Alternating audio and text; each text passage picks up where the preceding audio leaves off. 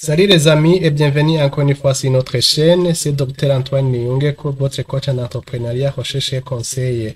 Dans cette petite vidéo, je vais vous montrer comment vous pouvez résoudre un système d'équations à plusieurs inconnus sous Excel. Dans la vie entrepreneuriale, des fois on est amené de résoudre un système d'équations à plusieurs inconnus. On est amené de travailler sous contrainte et c'est mieux d'apprendre des outils modernes qui nous permettent de gagner du temps en tant qu'entrepreneur. Ici alors, cette vidéo va vous permettre de résoudre un système d'équations à plusieurs inconnus. Et alors, je vais vous montrer comment vous pouvez le faire quand vous travaillez avec Excel.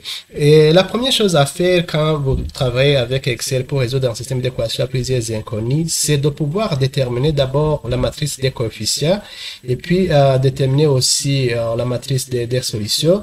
Et ensuite, vous allez utiliser les fonctions d'Excel pour justement calculer les solutions de votre système d'équation.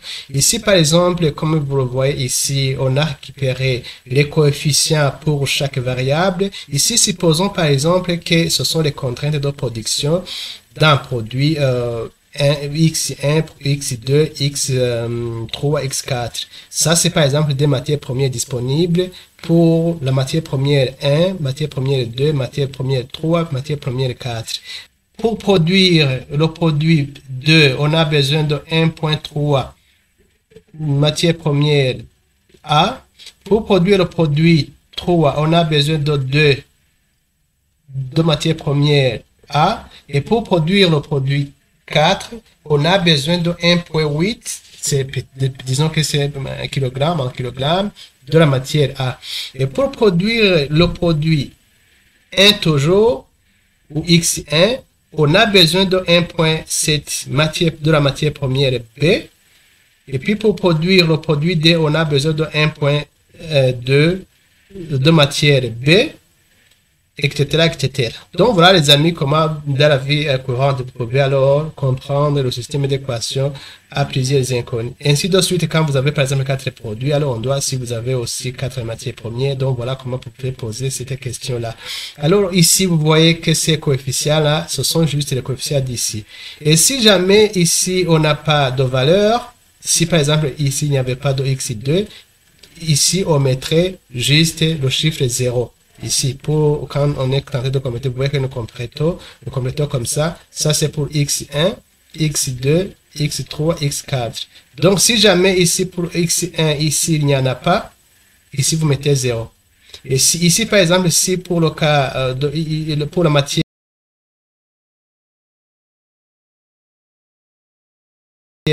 4, le x1 ne consomme pas, n'a pas besoin de matière première 4, ici, vous mettez alors 0. Donc, voilà. Donc, on a récupéré ces coefficients et puis on a récupéré alors les résultats qui sont ici, les 3000, 4000, 2000 et 4500. Alors, pour voir si notre système d'équation a une solution, il faut calculer ce qu'on appelle le déterminant. Et pour calculer le déterminant, il faut que le résultat du déterminant soit différent de 0. Si le déterminant est 0, c'est que notre système d'équation n'a pas de solution. Alors, pour le faire, pour calculer le déterminant, il suffit juste d'utiliser la fonction Excel qui est determat de celui-ci, determat. Donc, je sélectionne ma matrice de coefficients et je fais entrer tout simplement. Alors, vous voyez que ici, si je vais faire determinant R ici.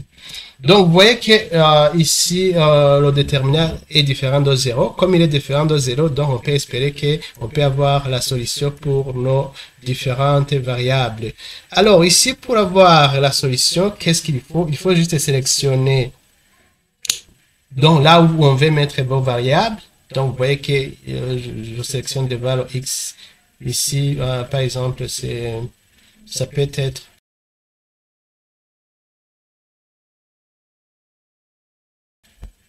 x1 et puis alors ça sera x1 x2, donc voilà comme ça. Donc voilà pour être cohérent. Donc je vais sélectionner cette partie et puis alors je viens ici pour faire égal. Donc j'utilise cette fonction là, produit maths d'Excel, et puis j'appelle l'autre fonction inverse maths. inversement, celle-ci. Alors, je vais sélectionner ma matrice des coefficients, comme ça. Voilà, alors je vais fermer la parenthèse, puis je vais mettre le point virgule. Je sélectionne la matrice des solutions.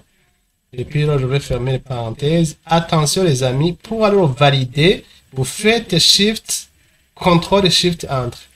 Shift, CTRL, puis Enter.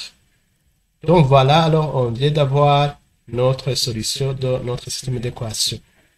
Alors pour vérifier si ce que nous venons de trouver est correct, il suffit juste d'amener ces valeurs-là, les valeurs de x1, x2, et les coefficients de x1, x2, les coefficients de x1, x2, x3, x4, et alors on va multiplier avec ces valeurs, parce que ce sont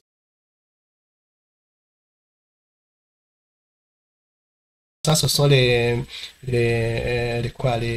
quantités, et voir si réellement on va trouver donc les 3000 pour, par exemple, pour celui-ci. Donc il suffit de faire comme ça. Je vais copier ici. Là ici je vais transposer ces valeurs des coefficients, et alors je vais multiplier par les quantités et voir si réellement je trouve alors les 3000. Regardez les amis, je fais égal, je vais prendre utiliser la fonction SUMPLOD, comme ça. Alors je vais prendre cette matrice de ça, ce sont les matrices des x. Je vais figer ça comme ça et comme ça. Voilà. Alors je dois sélectionner ça. Alors je dois normalement trouver 3000. Regardez. Voilà, c'est 3000. Vous voyez que c'est 3000 pour la matière première 1. Alors ici je peux faire la même chose pour l'autre. Ici comme ça, il faut faire attention.